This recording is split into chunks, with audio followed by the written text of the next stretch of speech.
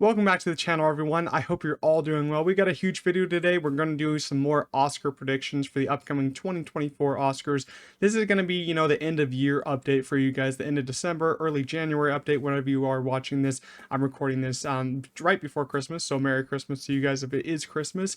But yeah, this is the end of the Oscar predictions. I probably won't make another prediction video probably for another 1 or 2 months just before the official nominations come out, just because we got to give it a little bit of time, give it a little bit of break. But now I've seen basically every major contender that's going to be contending for these Oscars getting a nomination. I've seen basically all those movies now. This month has been pretty huge for those kind of movies, but I'm very excited, for when the nominations come out in a couple months. But let's get right to it with Best Animated Feature. But before we get started, make sure to like this video, subscribe to the channel, helps it a lot. Best Animated Feature, one of my favorite categories to talk about, just because I love the animated movies. I feel like they deserve a lot more attention than the Academy gives them. It's kind of sucky that they really have to go first and they don't really talk about them after that. But I'm hoping some of these animated features can get multiple nominations, like Across the Spider-Verse and The Boy and the Heron and maybe Elemental. But in first place, I got Across the Spider-Verse. I still keep it at number one. I don't see in any realm of possibility that that's not going to win. If it doesn't win, you're going to have a lot of angry fans on your hand. Me especially, because even though I love The Boy and the Heron, I think it's great. Across the Spider-Verse in it is basically in its league of its own. Like it's its own masterpiece, and it's better than Into the Spider-Verse in my opinion, which already won. So I don't really see this losing the award. So that's why The Boy and the Heron is in number two. I was finally lucky enough to see this, and yeah, I think it's a great movie with some amazing themes, amazing animation by Hayao Miyazaki. Sometimes it can be a little much, a little complicated, a little slow at times, but I feel like that's what he was going for, so I liked what he did there. But at the same time, it might be a little much for the Academy voters. It might be a little, I think sometimes I like it a little more simplistic. So Across the Spider-Verse also doesn't fit that narrative, but I think Across the Spider-Verse is a little easier to understand than The Boy and the Heron. But I love seeing, I love seeing everyone going to see this movie, because, a lot of Studio Ghibli films and, Miyazaki films, they don't do that well in the American box office, but this one's been doing pretty good. I've been seeing box office news, it's been doing very well, so I'm very happy for animated movies this year. Third place, I got Elemental. I'm still keeping it there. I feel like it's pretty strong. I feel like a lot of people like it. I'm pretty sure it's going to get a nomination. The last two on this list, I have no idea if they're going to get a nomination. I've seen some interesting, critic groups nominate some interesting movies, like Wish got some, Nimona got some, but I took Nimona off my list because I don't think it's as strong, but if it gets a surprise nomination, I won't be mad about it because I like the movie. But in fourth place, I got TMNT Mutant Mayhem, just because the animation, it's beautiful. The whole movie is great. I feel like that movie sometimes struggles a little bit, to find its footing, to be a little too childish at times. So I'm hoping the sequel's a little more serious. But the Mutant Mayhem, it's like, it kind of just, took everyone by surprise just by how great it was, how great the voice acting was. But I just love the different animation that they went for that one. Five, I got Chicken Run 2, Dawn of the Nugget. This one kind of disappointed me a little bit. It wasn't as good as the first one. And, I get it. It's been so many years, but I wish it was as good as the first one. But, the Academy likes that kind of animation, so they might go for it. But in sixth place, I got The Peasants. This is not one that I've heard too much about, but I've seen some, pictures from some clips, and the animation is just spectacular. So I'm still waiting to go see that. But I feel like if it has some great animation, it could get into one of those spots, but it has to do with, if as many Academy members see it, if a lot of Academy members don't see it, they're not going to vote for it. So you're going to have something like that happen. And seven, I got Super Mario Bros. It made so much money, so maybe a lot of people are going to vote for it. I don't really see it getting in though, because if its quality is just not as good as other Illumination movies. Illumination movies sometimes have a very hard time getting into the, nomination categories because their movies are just so average, just like Migration that came out. That's why I feel like they need to upgrade their game if they want to get more nominations and more wins like these other studios. And in eighth place, I got Suzume. It's been a long time since I've seen this movie. It came out so long ago, but I've kind of seen a resurgence with this movie. I've seen it get re-released in theaters. I've seen critics getting screeners sent for this one.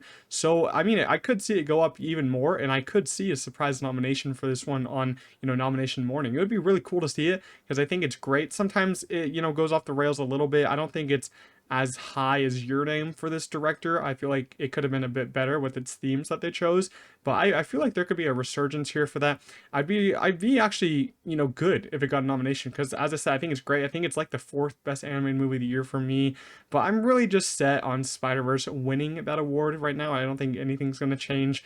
But Best Picture is where I did make some changes. you'll see through these nominations, these categories, that I did make some big major changes after seeing, Poor Things, the Iron Claw, and all that. You'll see some changes here. I still got Oppenheimer at number one. It's Christopher Nolan's. Yeah, I'm not gonna say it's his best movie. I still like Interstellar more. I feel like it's its most polished movie though. Best direction and just best overall cast in story done right there. And it's just such a major movie. It's gonna get to a billion once it just releases and re-releases many times. It's just gonna happen. You just gotta wait for it, and I can't wait to see when it happens. No one expected it to be as good as it was, be as big as it was, but everyone just took it by surprise. If you don't have a TikTok attention span, you will love it. I loved it a lot. I've seen it so many times. I own it. I got the poster right in front of me, right in front of the computer. You guys don't see it. Number two, I got Poor Things. I'm keeping that number two. Got the poster right behind me. I finally saw it. I'm gonna give you guys my quick thoughts right here. I absolutely loved it. I absolutely adored it. Might be my favorite movie of the year, but I gotta say it could be divisive. Some people definitely aren't gonna like it, especially if you don't like sex in your movies.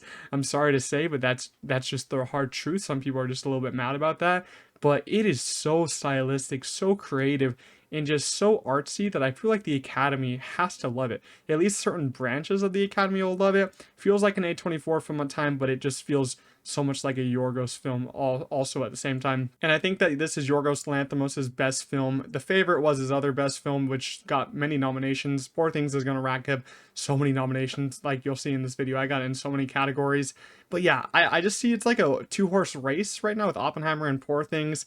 Poor Things, I don't think it's going to take the award. I think Oppenheimer's still going to get it. But if enough people get behind Poor Things, and it's like major themes, major style, like it's a beautiful film, and it really gets you through those moments, and it's paced very well. I think Oppenheimer and Poor Things are paced perfectly, and even though they're both different runtimes, I think they're paced really well.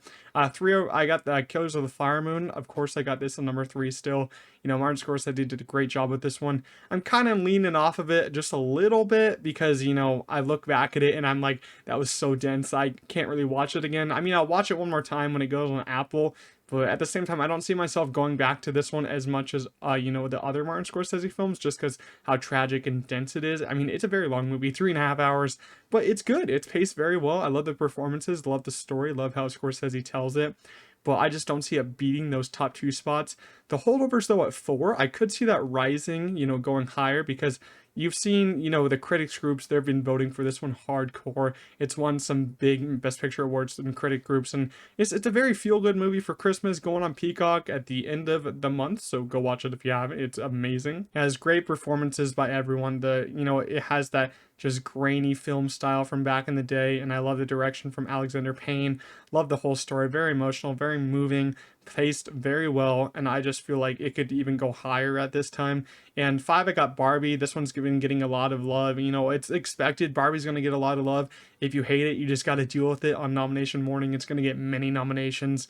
I just don't see, I see a lot of people claiming it's going to win so many of these categories. I don't really know if that's going to happen because I feel like there's a lot stronger films here.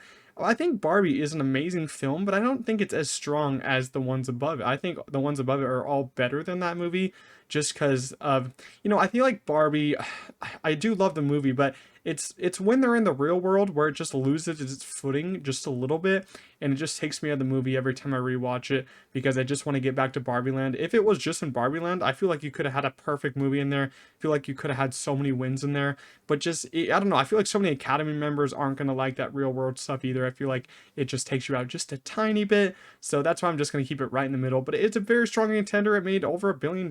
It made so much money. Good for Greta Gerwig. She, deserved a hit after her great movies that she's been released, so good for her. Six, I got Past Lives. This one's also kind of been making a resurgence with the critic groups, which I'm very happy about. It's an amazing film.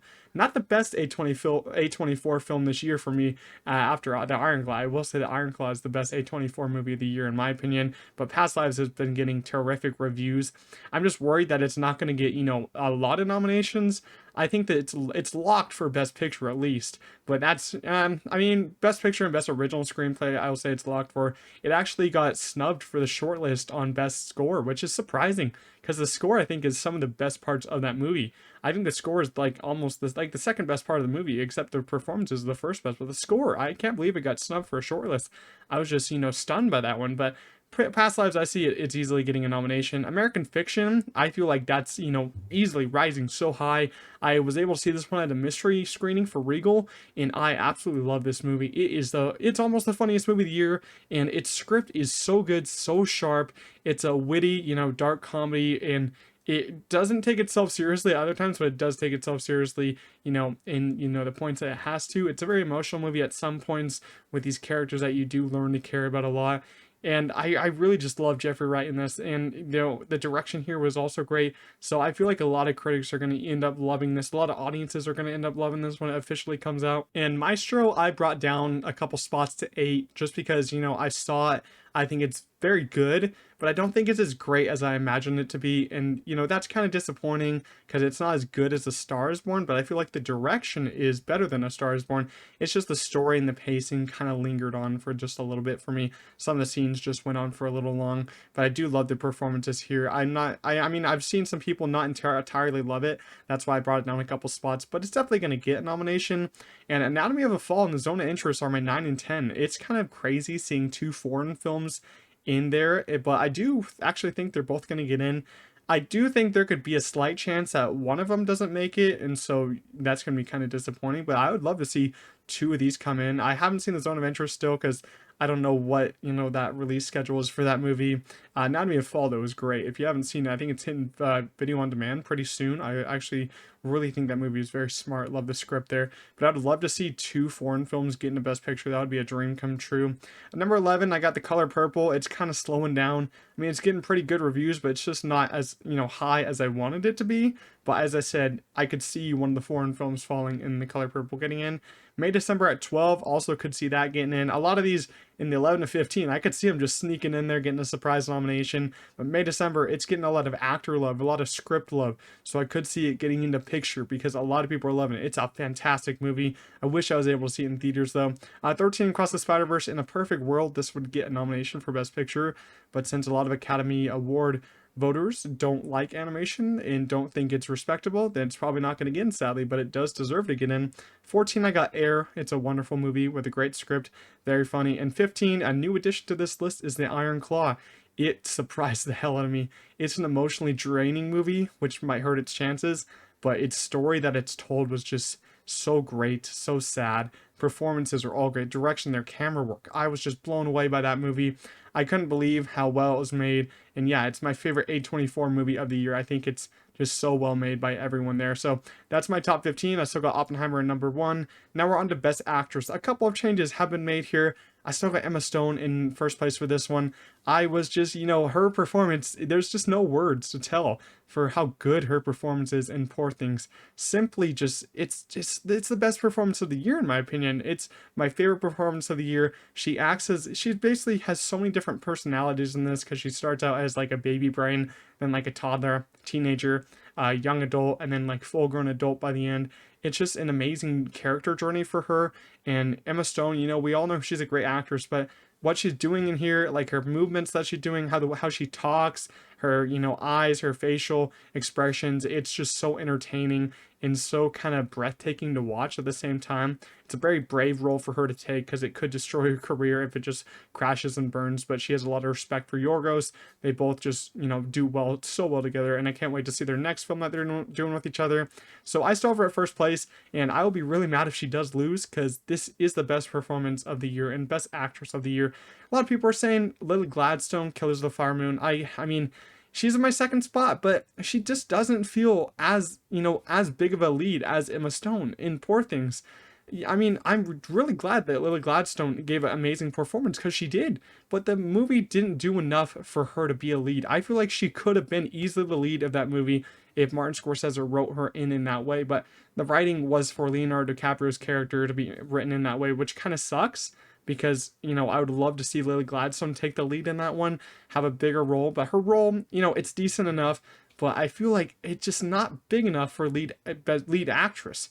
I do respect her decision to get into this because it is kind of a harder one to get into, but I just feel like it's just not going to be enough. That's why I got Emma Stone in number 1 because hers just feels, bigger and more lead-esque. At number 3, I got Carey Mulligan for Maestro. I was kind of blown away by her performance in that one. I almost put her at number 2, but I just slid with Lily Gladstone because of her little narrative that she has. But Carey Mulligan, she hasn't, she just does so amazing in every one of her roles. This one is kind of sad to see her character go through, though, because her character goes through a little tough times with Leonard Bernstein, and how he like kind of cheats on her a little bit.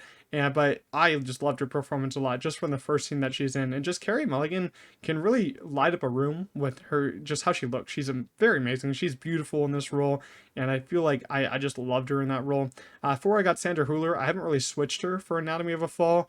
I love her performance a lot, but I just don't think, a lot of people are going to vote for her to win. But I still see her getting that nomination. 5, though, number 5 spot is a very hard spot for me always. So, take this with a grain of salt. I feel like this spot could get easily taken by any of the 3 below this, but I got Fantasia Barrino for The Color Purple. As I said, it's not as strong as I wanted it to be, but it still is a very strong contender. I've heard her performance is great. I've heard everyone's performance in that movie is great. I just worry a little bit that movie isn't going to make as big as a splash in the Oscars like a lot of people are thinking. So I feel like anyone in the race could get that 5th spot. I feel like it's really open for anyone. Greta Lee for Past Lives, that would be my pick, because I loved her performance. It's a very kind of subtle performance in ways, and I feel like she did a great job with that movie. That was the first movie I've actually ever seen her in. I was blown away by her. She has some very emotional scenes in that movie. I feel like she does very well with those. And Margot Robbie for Barbie, I was kind of deciding if I should put her at 7 or 8. I decided for 7 because that movie is pretty big, made the most money, is doing a big splash in the box office, and will get in for Best Picture. And May December for Natalie Portman, I put her at 8 because I'm not entirely sure if that's going to get in for Best Picture. So I mean, I do think Natalie Portman gives a better performance than Margot Robbie, but Margot Robbie, is a big movie star in this big movie. But I could see anyone in the 6, 7, or 8 slot getting into that 5th spot if The Color Purple doesn't end up working out. But I do see Emma Stone. If you haven't seen Poor Things, get on it. Emma Stone is the best actress of the year. In Best Actor, I got Cillian Murphy for Oppenheimer, still at number 1. He gives the second best performance of the year in my opinion. I gotta say, I mean, I've seen a lot of people on Twitter being like, Bradley Cooper is going to win the Oscar. Bradley Cooper is above Cillian Murphy. I just don't see it. I don't see how you can say that, Cillian Murphy is in second. Cillian Murphy is in the stronger movie. He's in the more successful movie. And I just think he is the best performance, and he doesn't really, have to go around parading that I'm not even going to go into that drama at the moment, but I got to say his performance in Oppenheimer is spectacular. You just kind of have to look at him. His eyes are just so, he has so many expressions with his eyes, with his face. I was just blown away by him. Bradley Cooper, though, in Maestro, he gives an amazing performance as Leonard Bernstein too, but I got to say, I don't see, Bradley Cooper winning over Cillian, because Maestro isn't as big as a movie as Oppenheimer, and it's not as critically acclaimed as Oppenheimer. I mean, I will say that there's some scenes in Maestro with Bradley Cooper that are amazing, like the Eli Cathedral scene is great, but you can also compare Cillian Murphy in some other scenes like the the gym scene. They all have standout scenes. They all have their Oscar moments, and I think Cillian Murphy's Oscar moments are bigger than Bradley Cooper's. So that's why I have Cillian Murphy at 1 and Bradley Cooper at number 2. 3, I got Paul Giamatti for Holdovers. As I've been saying, he's been winning a lot of critics awards for these movies for Best Actor, and he gives the most heartfelt performance, I'd say, out of these 3. It's just such a resonating role for him. I think it's, one of his best roles so far, even though I haven't seen all of his movies. But it's, such a heartfelt role for him. Starts out as a mean teacher, becomes this like kind of lovely guy to this, other student that was mean to him. They both just, settle their differences, become friends by the end. He has some very funny scenes. He's very funny in this movie. If you haven't gotten The Holdovers, please go watch it. 4, I got Jeffrey Wright for American Fiction. As I said, this is a very funny role for Jeffrey Wright, and he nails it. He really hits that at the park. I was not expecting that from him. It might be his best role yet, but if it's not, it's like 1 and 2 for him. It's so funny to watch him in this role because it's such a big satire, and he's nailing it every single scene, every single line. And I was just cracking up in my theater laugh, and all of my theater was cracking up. And every time he said something, because the script is so good, it helps him. And if the script's good, your actor's performance can be even better, and that proves for there. And number 5, I will say, a lot of people might not agree with me. It might not happen, but I'm holding out hope for this number 5. I pushed out Leonardo DiCaprio for Zac Efron for the Iron Claw. I thought Zac Efron's performance in the Iron Claw was breathtaking. It's his best performance yet, and it is such a sad performance. It's a very emotional performance. He really brought it all to set and really didn't let anything go. I kind of, was worried for Zac Efron just for this, because I've never seen him in a movie this serious. It's an A24 movie about a devastating story of the Von Erich family. I was worried that he wasn't really going to get everything across very well, because I've never seen him do such emotional moments, but it was just that final scene in the movie which really just sold it for me, that I was like, he deserves to get in this number 5 spot. He deserves to get in here, because once you see that last scene, you're just going to be so devastated by him and his whole character journey in here. And he just, got in shape for this one. He just did so well in the emotional moments, and I thought he was just great here. As I said, I pushed Leonardo DiCaprio number 6. It had to happen. I don't think it's I don't think it's his best performance, Leonardo DiCaprio. It's a great performance, but I don't know if there's as much Oscar moments in there as I would say for the other people in here. Coleman Domingo for Rustin, I still got at 7, just because I don't feel like the movie is that strong. Haven't really been seeing too much love for it. Kind of died out. Yeah, I didn't even love it. I thought it was just okay. Just felt like every other biopic, but Coleman Domingo's performance was really great. Andrew Scott for All of Us Strangers, I haven't seen it yet, but everyone's raving about that movie, saying his performance is really great, so I do believe everyone. I think that he could be really great. He could maybe get in that, sneak in there, but I don't know. I really am just pulling for Zac Efron to get in that 5 spot, because once you see the Iron Claw, you're going to want him to get in there. You're going to want him to really push for the nomination. I hope he does try to push for the nomination, because I think he deserves it. But it's kind of funny to see Cillian versus Bradley Cooper in this debate on Twitter, because I think Cillian Murphy is just easily standing above him. So yeah, I got Cillian Murphy in number 1 still. I don't see that ever changing. I feel like the nominations for this one, 1 through 3 are pretty much locked. 4 and 5 could easily change, but I'm hoping that Zac Efron gets in. Best Supporting Actress. This is one that changed up a little bit also. I still got Divine Joy Randolph in there for The Holdovers. Feel like she's the strongest out of the bunch, has the best scenes out of the bunch. Danielle Brooks for The Color Purple. I've heard that she's great in here, but at the same time, I've seen Divine Joy Randolph is getting more critic awards for this, so I could see the Academy Award members going for her instead of Danielle Brooks. Emily Blunt for Oppenheimer, I feel like she is almost locked for a nomination. I'm still a little bit worried about that, because she has a smaller role. Christopher Nolan's scripts for females aren't always the best, but I felt like this for Emily Blunt was pretty good. She has that one big standout moment. So I will say, supporting actress is kind of hard for me. I don't think all of them are locks. It's kind of hard from that 3 to 5 spot, but I would love Emily Blunt to get in for Oppenheimer. Love to see her get in. Julianne Moore for May December is one that's just creeping up and up because of the love for May December. Her performance is really great, kind of like an evil performance, because her character isn't a great character, but I loved her performance here. She does great, especially she has that one funny moment about the hot dogs that will never leave my mind. I think that a lot of Academy members did like May December. A lot of critics like May December, so I could see her easily sneaking in on that. Viola Davis is one I'm not sure about for Air. I loved her performance, but it might be just too late for Air. It came out so long ago. I think they should have kept that movie for the fall. I think that would work pretty well, because in the fall you have the NBA season starting, so you could have had a lot more people go to see that during that time. So I feel like it was a little bit of a bad move for that release date earlier in the year. And 6, 7, and 8, I feel like easily one of them could get in. It's like that. It's that moment where I feel like, no one's safe from that 3 to 5 spot. 6 to 8 spot, you could easily get your chance to shine there. Taraji P. Henson for Color Purple. I'm hearing her performance is really good, but just not as good as, Danielle Brooks, so I'm not putting her in there. Jodie Foster for Nyad. I'm not seeing a lot of love for Nyad, but a lot of people are seemingly loving the performances. They're getting nominations at critics, associations and all that. Rachel McAdams, though, for Are You There, God? It's Me, Margaret, is a very interesting one, because she's been getting a decent amount of nominations for these critic awards, and I'm kind of blown away, because, I thought that her performance was great, but I never thought that she'd get any nominations for any awards, any critics awards, any Oscars, any of that. But if she does get in, I will be very happy for her, because she was one of the best parts of that movie. Her performance was amazing. So, she could even sneak in one of those 5 spots. If she does, that would be probably the biggest surprise nomination of the morning. I wouldn't be mad about it. I would be happy for her, but I still see Divine Joy Randolph taking that one. Supporting actor is the most stacked category this year, and it's probably the most fun one to talk about, because if you talk to a different person, you'll get a different top 5, and I have a different top 5 from anyone. And my number one is still Robert Downey Jr. for Oppenheimer, though. I don't see him getting beaten. I just loved his performance. I thought he'd give the best performance, and I think Robert Downey Jr., he was deserved for this.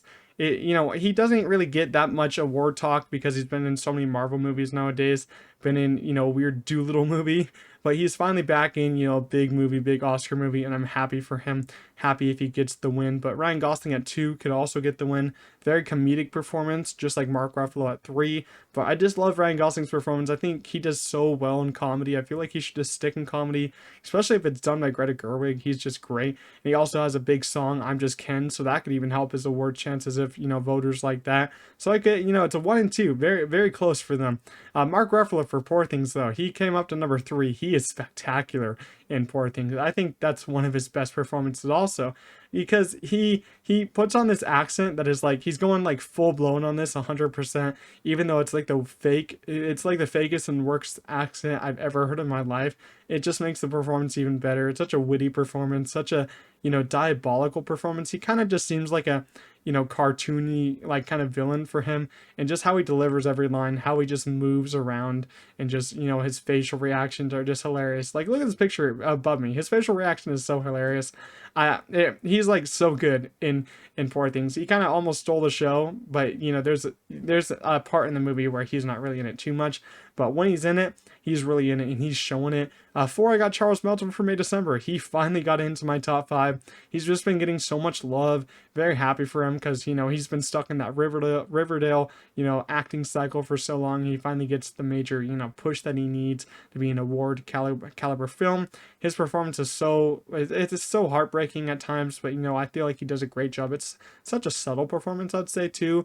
And I will say, my number 5 spot, it's another time where I'm not too sure who I want to put there.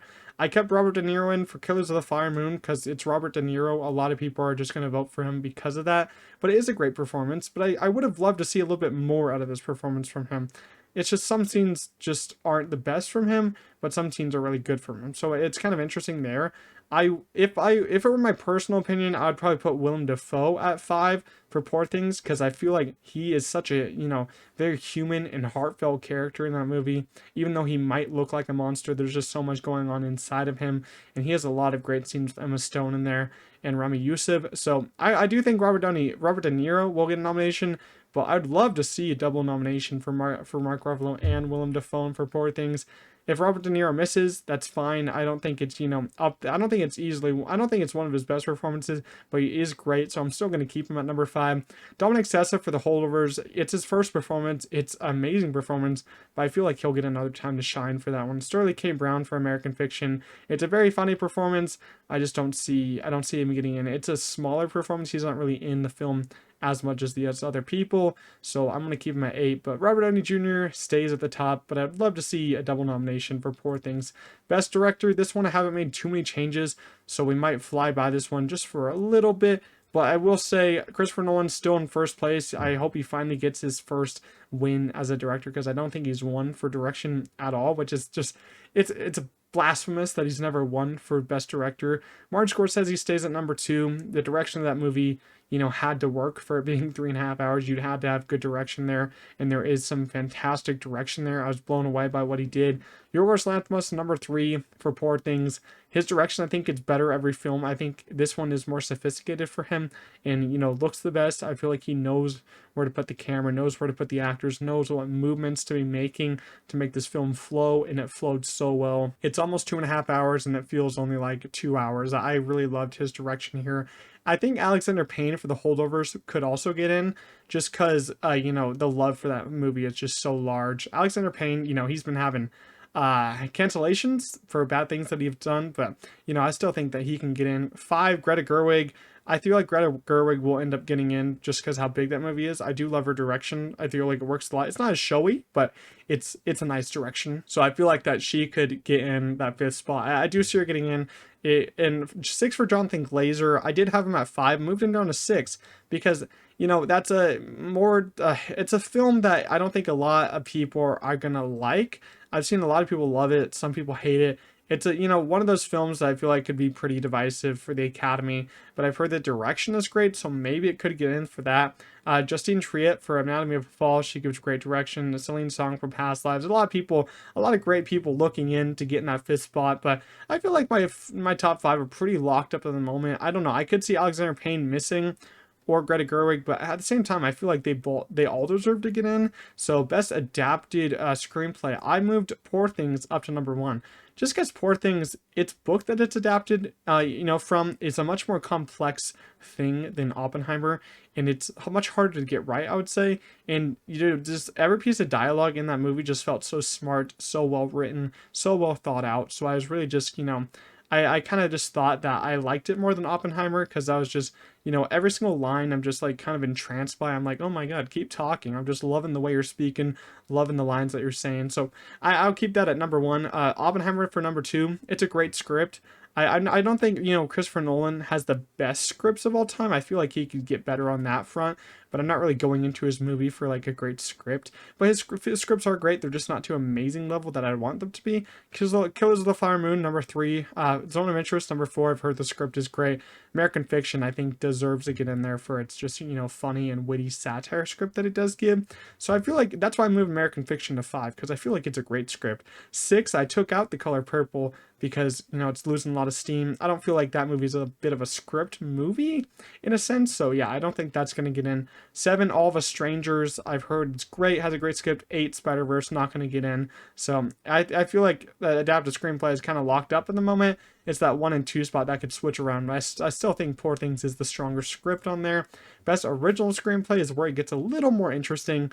I've seen a lot of people have Barbie number one, but I'm keeping The Holdovers at number one because I feel like it's been getting more love script wise, and I feel like it does have a better script because, as I said, in Barbie, you have such a great script, in like the Barbie world, and once the Will Ferrell characters get into it, I feel like that's where the script kind of goes off the rails just a little bit until you pick it back up with Barbie and the Kens. I feel like the Will Ferrell character and the Mattel storyline kind of dies down the script just a little bit. So I feel like The Holdovers does stay with that stronger script. Three for Past Lives. I could see that rising just a little bit because the script is so strong. It makes it just so emotional. It makes you love these characters so much. Love the journey that they're going on. Four, Anatomy of a Fall. Courtroom dramas. Courtroom dramas always get in if they find a way to get in, and Anatomy of a Fall deserves to get in because it's a great courtroom drama. I was just entranced by every single line, even though they were talking so fast in that movie, I couldn't even keep up half the time. It's great though. Five, Maestro. I could see Maestro missing because the script is kind of, it kind of needed a little bit more work, but I still think it could get in just because, that movie is kind of getting some love, but at the same time, not getting as much love as I'd hope. So six for May December, seven in Air. I could see either one of those getting into the fifth spot because May December has a very great script, very smart script, and it takes its time with its characters and to develop that's character journey for each of these characters. So I liked the script there. Air, it's a great script and it's a very funny script, so maybe it could get in. Saltburn at 8. I really didn't know what to put at 8. Saltburn's a very divisive movie, so it's probably not going to get in. But if it did, I'd kind of find that very funny because I love it. A lot of people hate it, but it's been kind of getting nominations at Critics' Choice too, which is kind of interesting. Cinematography, I got one Oppenheimer. Come on, it's Hoytema and Hoytema. He deserves his time to shine. He deserves his win finally. The shots here are insane. If you saw it in IMAX, you definitely know what I'm talking about. You're just kind of blown away in this big ass world, big ass screen going on. It's so great, especially the Trinity test. Like every single shot is so well thought up, especially the IMAX scenes. If you have IMAX shots in your movie, it makes it entirely like 100% better. Two, I got Poor Things. It's a movie filled with so many colors. Just each camera angle is just perfectly planned, I would say, and it just locks you into that world, takes you into that world. So that's why I feel like that deserves the number two. I was like guessing that the cinematography was gonna be great, but it's even better than I could imagine. I love the fisheye lens in there. I love kind of like the scope lens in there. You'll see a little bit. Killers of the Flower Moon, not as flashy cinematography in this, but it's a really great kind of Western cinematography that they're going for. Maestro has some amazing cinematography. That's one of the best moments of the movie. Black and white cinematography is also in that. It's kind of funny. Oppenheimer, Poor Things and Maestro, all black and white cinematography, and they all use it in a certain way and for certain reasons. And I feel like all of them do excellent in those reasons. But I feel like Poor Things is one that I like the black and white cinematography the most. I think it looks the most, stylistic and artsy. But Maestro uses it in a great way. And there's just some shots in there that just linger in my head all throughout the day, just how great they are. How they shot the Eli Cathedral scene was also great. And 5, I got Saltburn. It's that nomination that I think that easily could get in. I feel like if Saltburn's going to get nominated for one thing, it's going to be cinematography, because everyone has to agree. If you hate the movie, if you hate the story, the cinematography is it blows you away. It's not as showy as something like an Oppenheimer, Poor Things, or Maestro, but it's a little bit more showy than Killers of the Flower Moon. So I feel like that could get in. 6, I got The Color Purple. I do like the shots from the trailer, but I don't think it's as showy as some others. The Zone of Interest at 7, I feel like a lot of people have been talking about that cinematography. And 8, John Wick 4, I'll dream about it all day. I'll dream that it gets in, but it's not going to get in. It's just a funny little thing. I love to put it in my videos because I love John Wick 4. So I wanted to get in, but it's definitely not going to get in. Best Costume Design. This one is a very fun one to talk about because we're all going to have different 1s and 2s, but those are going to be everyone's 1 and 2s. I decided to put Poor Things in number 1 because I will give you these reasons right now. I feel like the biggest reason for me is that if you compare them both, and I will actually compare them both when they both come on physical because Poor Things is still in theaters, Barbie is a movie filled with Barbie costumes, and I will say Barbie costumes are a lot of the same, just a little bit of different colors in there, which is fine. I feel like the costumes are amazing here. They all stand out. They all look great on everyone, and that's just, that's my thoughts on there. They're kind of, somewhat the same, but they all stand out. Poor Things, though, they all stand out. They all look damn good, and they're all so different. I will say Emma Stone wears like 10 to 15 different costumes. I would say 10. I'm not going to say 15. She wears like 10 different costumes in here. Everything pops. It pops. And even in the black and white cinematography, what she's wearing is popping. Like once you get to the color, like Lisbon in the movie, her costumes are just excellent. You can see all the extras are wearing fantastic costumes, and it's just so good. Like I was just, you can see different posters. Look up Poor Things, Emma Stone. Just what she's wearing is great. The costume designer for that nailed it. And that's what I'm saying. I feel like you should win costume design if your costumes are like all pretty different. Like you can't have all the same stuff. I just don't think that works. So Poor Things, I'm keeping it number 1, Barbie at 2. Killers of the Flower Moon has a lot of different stuff going for it too. The Osage Nation and stuff like that. Their costumes are great. And I'll keep that 3. Color Purple, I think this one's guaranteed lock for nomination just because all the different costumes and all that. 5, I didn't know what to put in there, so I kept Oppenheimer. But I feel like maybe Maestro could get in, Priscilla or Wonka, but I don't think Wonka's going to get in. But Oppenheimer, it's a big movie, so I'm keeping it there. Best production design is probably one that you guys might not agree with me on because I put Poor Things at number 1. I took Barbie off of number 1 and put Poor Things there just because I feel like Poor Things sets feel so lived in, and they feel so, artistic, so real. I mean, the Barbie Land sets aren't supposed to feel real because they're supposed to feel like Barbie Land, and they're supposed to look just so pink and all that, and they are great. I love the sets, but it's once you get to the real world that I feel like it just loses that feel and the artistic feel, while Poor Things, continues to, increase the artistic feel and increase the sets once you get even deeper into the movie. And you're looking at these sets throughout the whole movie, and every single shot, I feel like you could look at the set that the scene that you're looking at, the set that you're looking at. I feel like you could find so many different things happening. I just feel like the set design has so much detail going on. I feel like that's what makes production design for me, is the detail and different sets and how they can feel so lived in. And I feel like Poor Things looks the most lived in, but Barbie, I'm keeping that number 2 spot. Oppenheimer is also just a fantastic production. You have a lot of different sets in there, and the production has to be off the charts. 4 for The Color Purple. There's a lot of different musical scenes in there, a lot of different musical elements, so you have to create new sets for that one. They have a lot of original sets. I'm very looking forward to seeing those sets. And 5, The Killers of the Flower Moon. I see that easily getting in. In the race, I got Wonka. I liked some of their sets in here. Some of it's CGI, but I saw the movie and some of it's pretty real. 7, I got Maestro. I kind of, if I'm thinking about it, I feel like Maestro could go above Wonka. And Asteroid City, that one's at 8. I don't see it getting in, but I do like the production design on there. Best editing, we'll go through this one a little bit fast.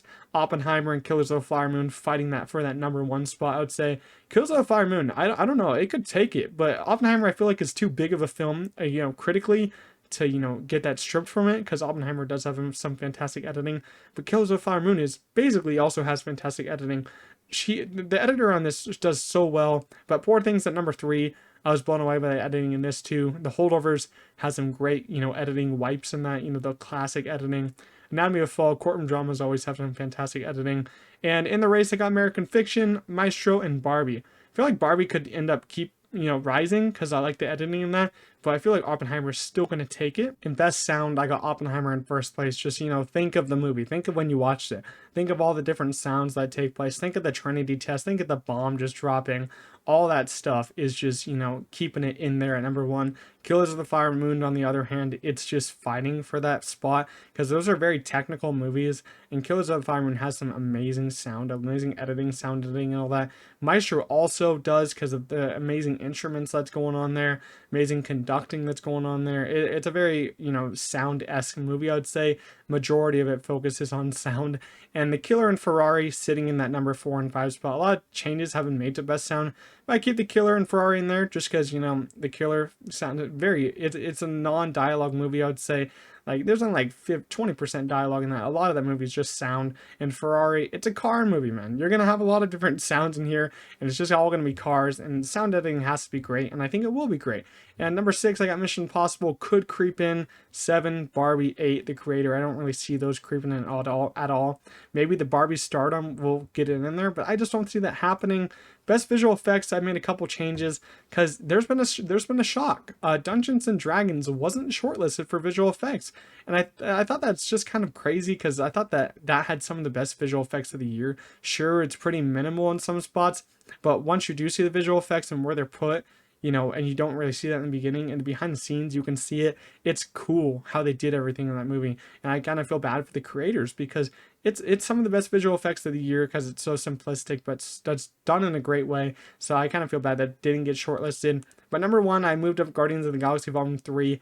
You know, it's the best Marvel movie of the year, and I feel like it's the best looking Marvel movie. We've had it in a long time. I feel like they've had a long time to polish it, and I feel like they should get that time to polish every Marvel movie to make it look that great, because you're in space for all this movie. I feel like a lot of it looks real. I wouldn't even point out too many scenes that look too fake, but I absolutely loved it, and I feel like every scene looks great, especially when they're just fighting in space, running in space, and just on these different planets filled with these weird creatures and all that. I thought it looks great.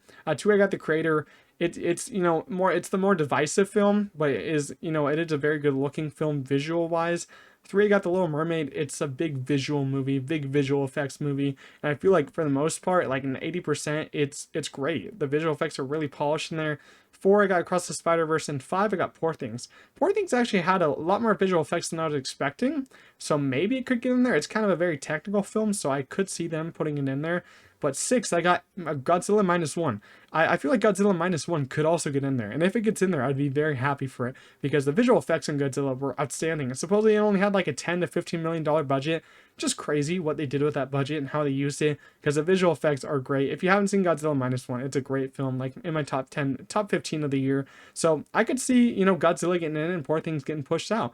Mission Impossible, I don't think it's getting in. Rebel Moon, its visual effects are a little shoddy, so I don't see that going in. But Guardians of the Galaxy Volume 3, I do see that winning, but I'd love to see Godzilla Minus One get a nomination. In Best Score, I got Oppenheimer. It's Ludwig von Göransson, man. He really created a score of a lifetime, score of the decade by here. And Can You Hear the Music is just in my head all the time. I just keep listening to it just when I need, you know, confidence boost, just when I feel like I need to feel like Oppenheimer, just feel like I'm that great at science and all that. It's a great score. You can easily listen to it anytime. It's one of those scores that I'll just put on when I'm reading, when I'm writing notes and all that on different movies.